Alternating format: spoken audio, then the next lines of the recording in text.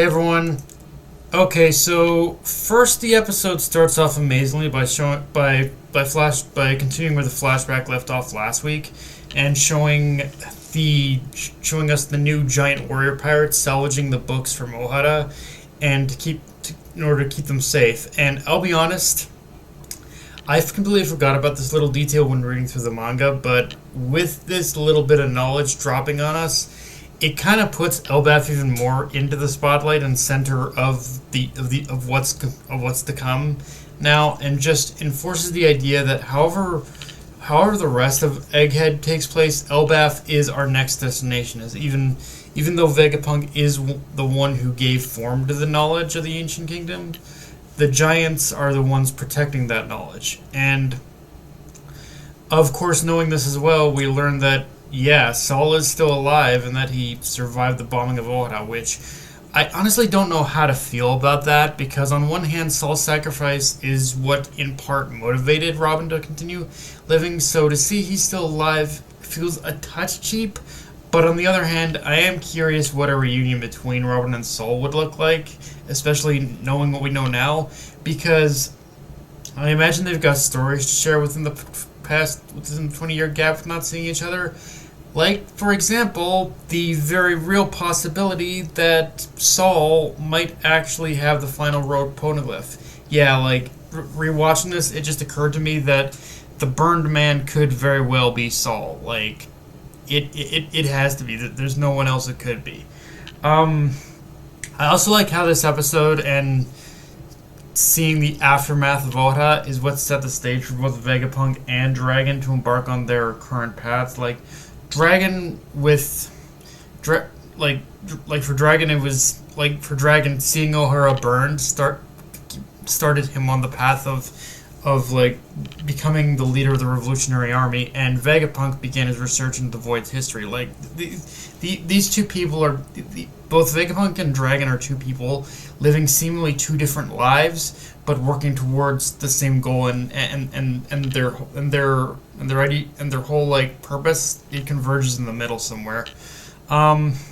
With that being said, though, we do gotta talk about Vegapunk himself and how we really get to see two different sides of the character in this episode. There's the happy-go-lucky, exuberant personality that we see in the present that is enraptured by science, by the idea of making scientific discoveries and using it to build a better future for the world. Then you have the one in the past, the one that mourns the lives lost and laments how powerless he was to save Clover and the archaeologist Vota.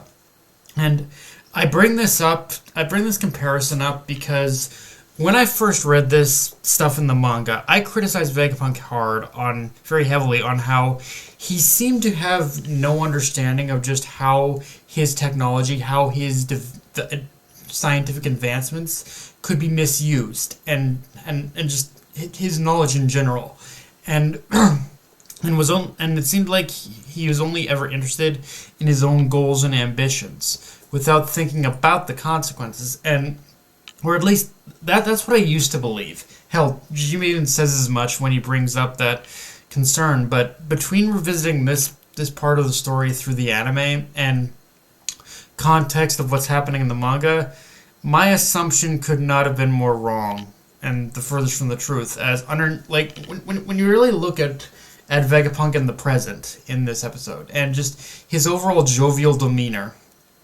if you really look deep underneath that jovial demeanor, you can tell lies a broken and battered man, one haunted by so much regret, so much anger, and so much frustration at the world, wishing so desperately that he could turn back time and do so many things differently, but knows that the only way he can truly atone is by continuously moving forward, trudging through the mud and the muck along the way in the hopes that he can make a brighter path forward for humanity. Like he has been shouldering the burden of what to truly do in order to bring the secrets of the world to light. He wants people to know. He wants humanity to carve its own path forward, whether that be for good or for ill.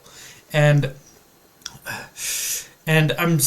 and what I'm saying sounds super obvious just based off the episode, but trust me, that point is gonna become much more clear later on in this arc.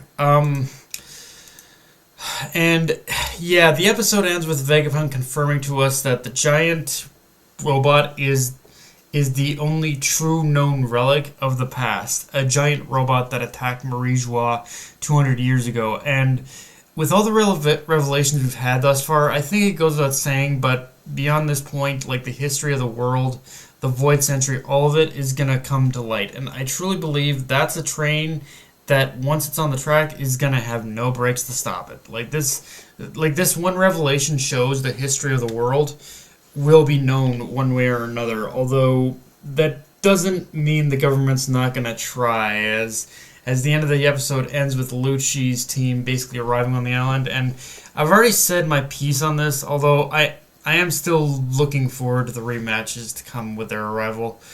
And on a slightly lighter note, though, we also learned that Vegapunk's giant head wasn't just for show. No, he ate basically the brain fruit, allowing his brain capacity to grow based on the amount of knowledge stored in his own mind, and also the reason why his appearance looks so different now than how it was in the past. It's because he stored his brain away in the island's Punk Records vault. And I like how a lot of this is just completely going over Luffy's head without even a basic understanding of what's being explained to him by Vegapunk, which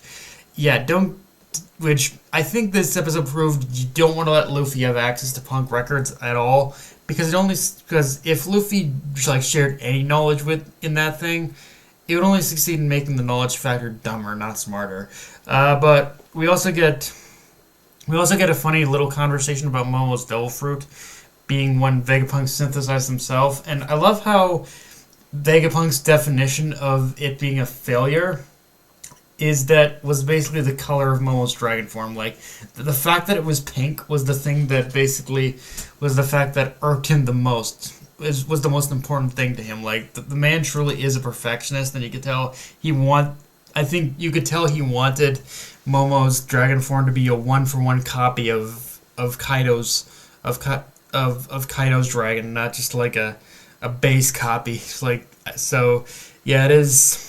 It's kind of funny. Jinbei said it best as well in this episode. The man's a perfectionist, which to a certain degree I can kind of relate to. I'm not as much of a perfectionist as Vegapunk, but I get the sentiment. But yeah, guys, that's pretty much all I got for this review. If you enjoyed the video, like, comment, subscribe. Follow me on Twitter, Analyst Crunchyroll. Be sure to notification bell, hit the subscribe button, and just share the video around, guys. Dark Knight of Renee signing off. Later, everyone.